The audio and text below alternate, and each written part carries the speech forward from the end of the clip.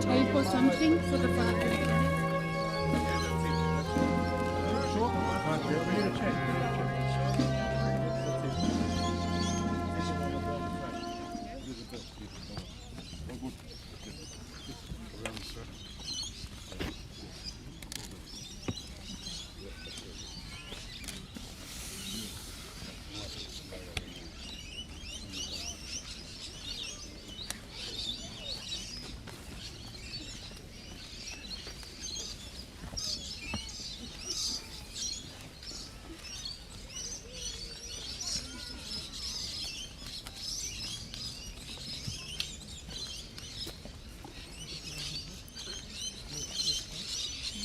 Tapo kireva e whanua loto. E toka ia Akesa Toki. Eki se Jesu Kristo. No tonga e pai e whanua loto ia au e tolu. Me whakatok tāpuia e ngai whanua loto ki nau tolu koe e punau tui ki a te koe. Ka neongok tāko tope i e kere kere au nau sino. Kau nau whalala te nau toi tūhake. Kohange e koto e tūhake. Tuku mai ki so mau toko tahani, Akesa Toki. Kena toka whia maari e whanua lotoni. O au ke aho te ke toi haere mai ai. A koe toi tu o bea moe mo'ui. O whakatu hake ia i e koloria. Tawange ki sesu. Kene mata he malama o whoponga. E pureanga koe u ke whio ai. O tangata, pia tangata. Amen. Tau kiwa. Lotu koe nei ako te kina mai ki tau tolu ki ai e Jesu.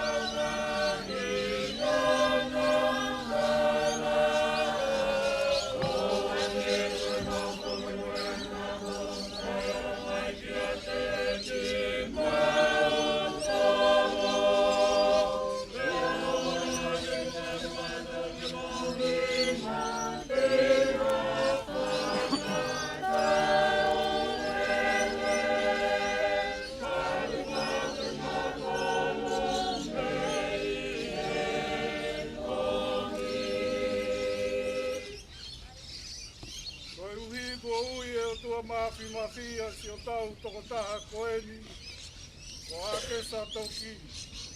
Kene hiki atu me he mama koeni ki a te hia. O kutau tuku lewa hono sino ki a kele kele me. Ko e na ngauhi a ki a. O ki tau tolu ko e fuke. Pea ko pau ke tau toi li liu pe ko e. Ko Kristo mea toko taha na kotu hake me e mate. Pea ko tau ilo i pau. Tēnā toi whakatū hake ho tau sino ala mate. I tau whakatatau ki a te ia i ono langi langi. O tau whua ki si o tau toko tahane ki e ki. Wangi ke taria e ki ene meri no. Rea whakatūha ke hono sino i au whakamui. O mau kore ni a Kristo ko mau e ki. Amen. Tau te te rewa. Ia te tā te whakaha ere ki ono e rioha. Whakaha e kua mai e hiwa. Te tai na te kia.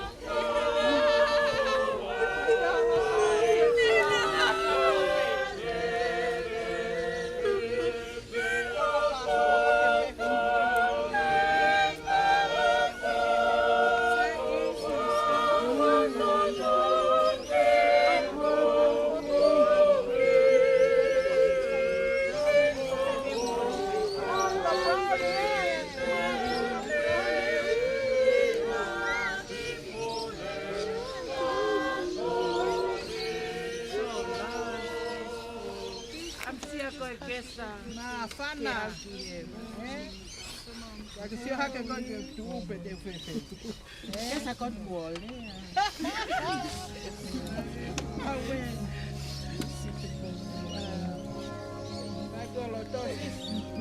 Vai pegar he osi, o que ngata. Bye mama. Aqui que tá fazia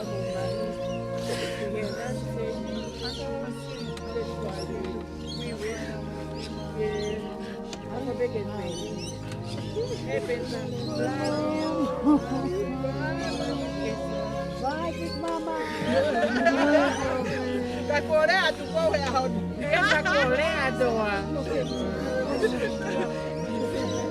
Vai, mamãe.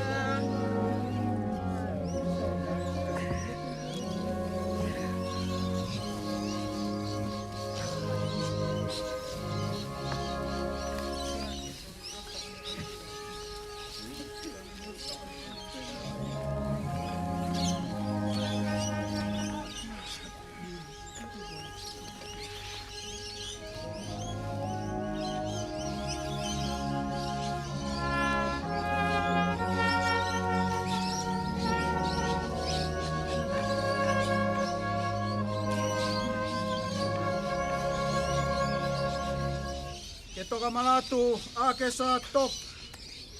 Ko e ko efu. Pete ke toi liriu pe ko efu.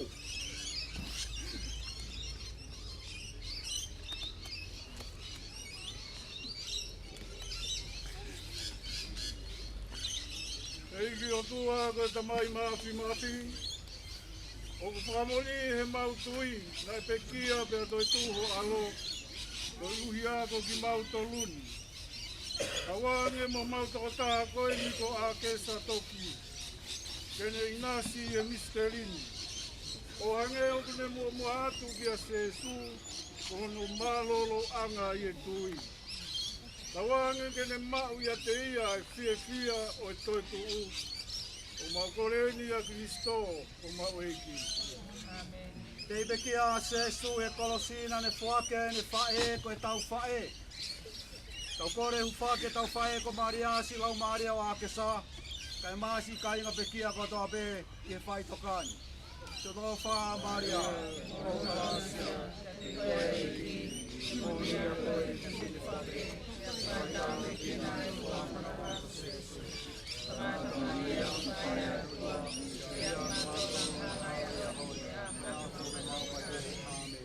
Eike ke alofa mai. Kalau fokusi lau Maria o Akesa mnau tolu ko toa pe unau tatoka e Faitokani. Unau toka e merino a Kristo. Awange ke fia te mo tolu a eiki.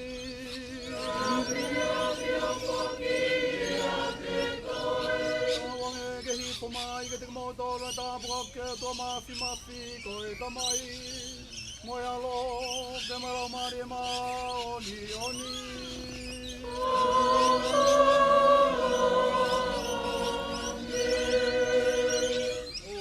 Se varie bege mo como tavia i te ki eiki.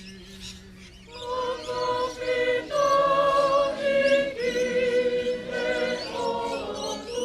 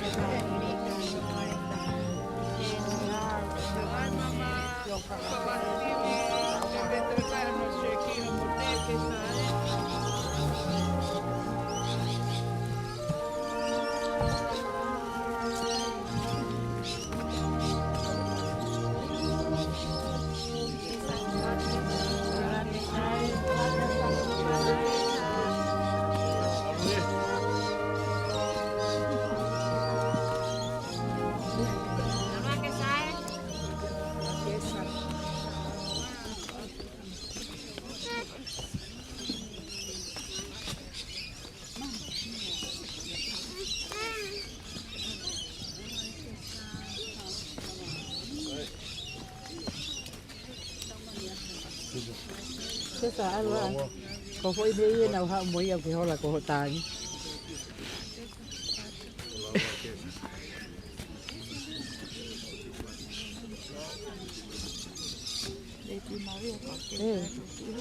hola se sine Maria ai mai ah Ala Akesa ka di mak mahal. Ala, kaysa o palahiya tuwe. O fato Kaya ko. to mau o pagkikain na pekiya. Pero tu di me mak ko. Kesa, Ha mo poi mei ke hola ko. Kesa, o fatka koi. Kufa ki mai mantor ke mamon iya. Ku kuin kobi. Alwai. Ko o fala ya ka koi. Pa ko ha mo poi mei ke hola.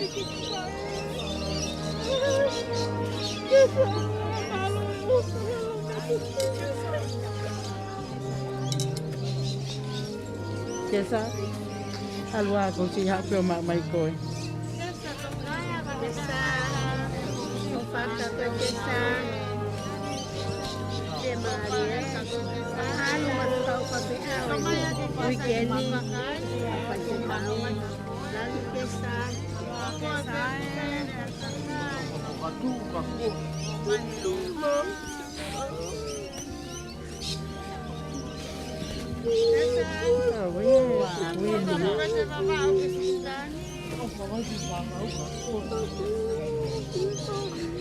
Algo que se refiere a la ventana, que familia, porque que te toca nada, todo lo puedes hacer.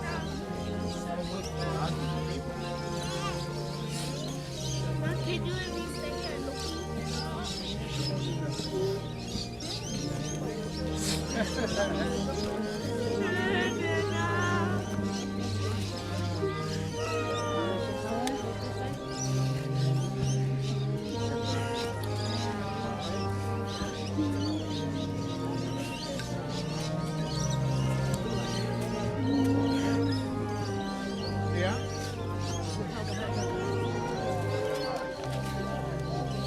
alwa ke sai.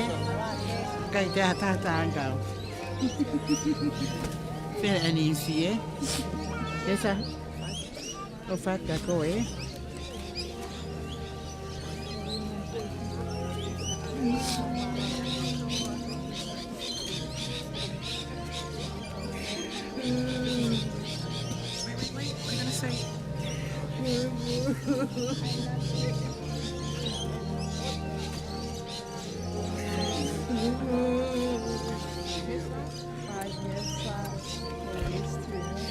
Mami, Akesa. Thank you, Jesus.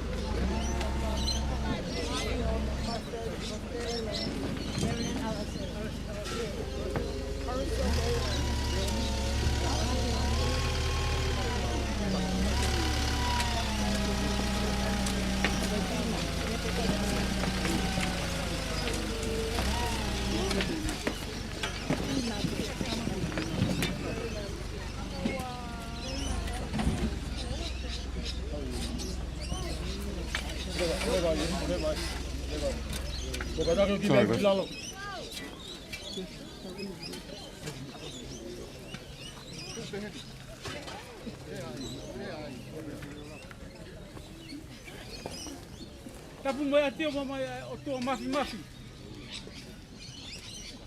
O tua koe tamai, o tua koe alo, o tua koe lau maare maa ni oni. tapu mo e tangata e ki pātere, i takolo matangi, mo e kau whaiwhekau no kotoa. Tapu mo e whahu, ta hene ko where unga. Ma tapu mo e whanau pāia. Ma tapu ki he family ofa kotoa pē, mo e kaunga pirikimi o Akesa, o mou matavela, mou loto tō, ka mou tuho mou taimi mo mou moua, ka mou mea ange ke tau a pō ane pō, fu pō momoko ane pō, o au mai ke a honi. O ku ikai ke, o ku wale o ku ngutu ke whakamatala, pe o ku ikai ke aha le, whakatataua ke o mou ofa, family ofa katoa pē. O tuku pē ke toki totongi atu he kaiha mai ho mou ofa mai ki he ke mea whakae ki o Akesa. Mahino kia te au, o urahenga mou ofa ki a Akesa. Ko fuaho ngāu en mou ang mou kei whonu mai pē. Pea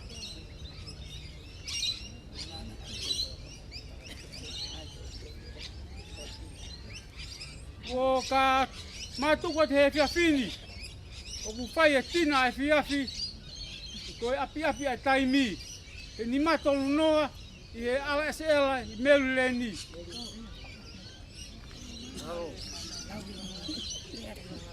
Ko e pē ki rea whakamālo, tupe ke au ke mua whanau, ke mautoki whakalawalawa ngai whatongia. Aula hifo ki hafe, aula hifo ki hifo, aula hake ki hake, aula toke lau mo tonga ki tonga mo toke lau. Lele malanga kau te tau atu, toki uka mea. Ai toki uka mea, balo.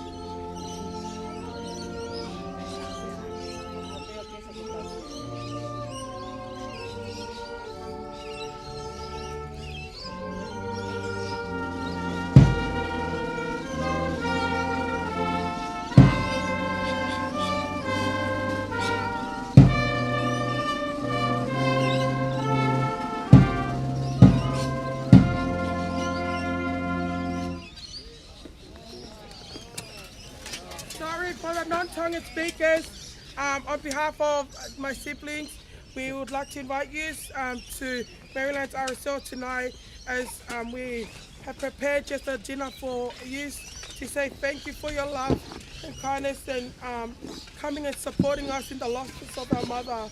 It's short timing and the time frame of the lunch and the dinner, so we ask that you please come back as we celebrate Mum's life. We pray that God blesses each and every one of you all, and you all know Mum, if she was alive, she'll be partying already. So thank you, and God bless you all.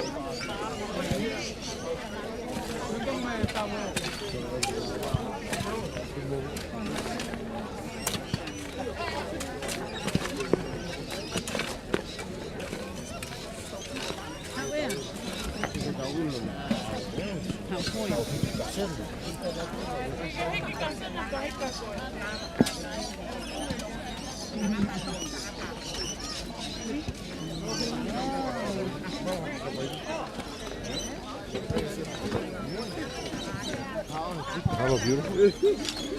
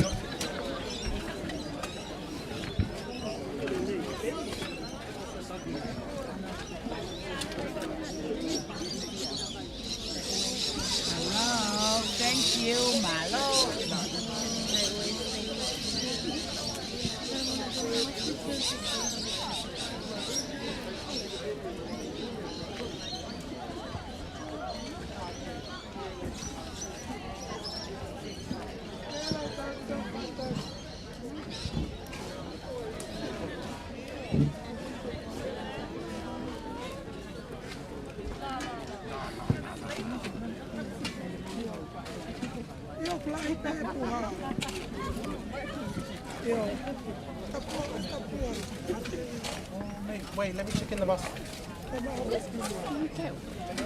Uncle saying that he didn't have it. You know the uncle over there next to the uncle. Oh yeah.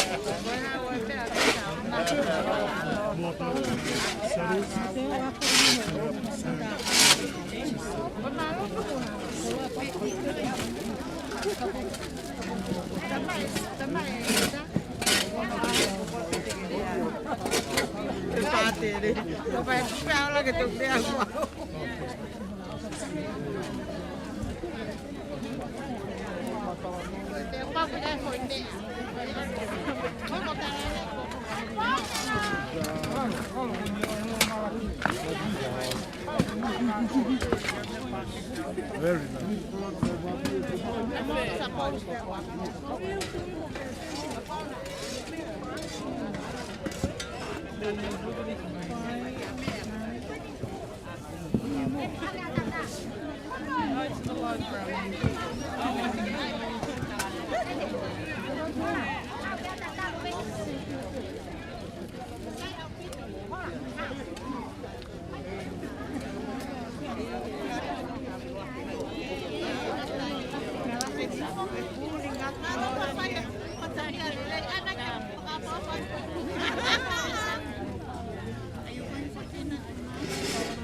That was really good, thank you for your hard work from last night.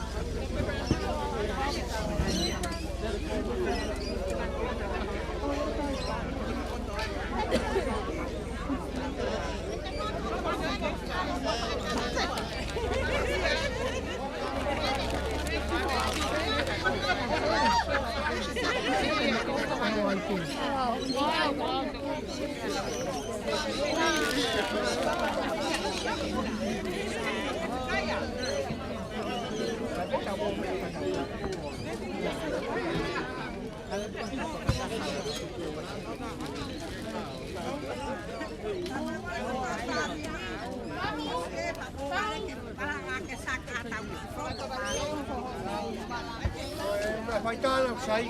Iya. Mama lah.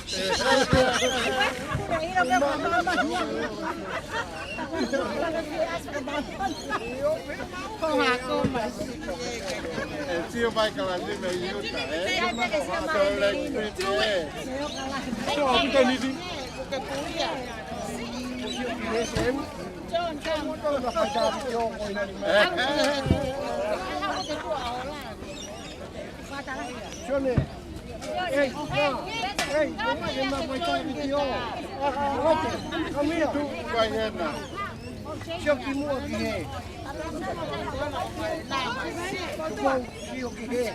Say mai rồi ha. Xem nào.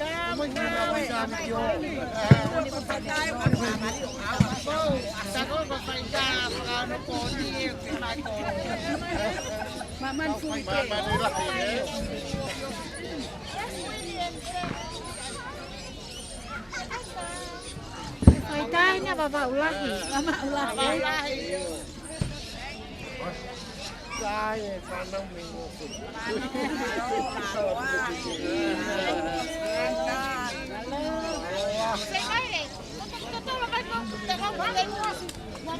Tomare sa. Churi. Vai fala que sa aqui. Se mai ne. Laka. Quanto meio tempo que tá agora? Tá que se uma semia ka ko. Mana tu kan ko ka o ka mo kai ko ate na ko si ni na. Mai. Ka mo ve que va ga. O si tu ne le gente se uma ako. Con le puri per la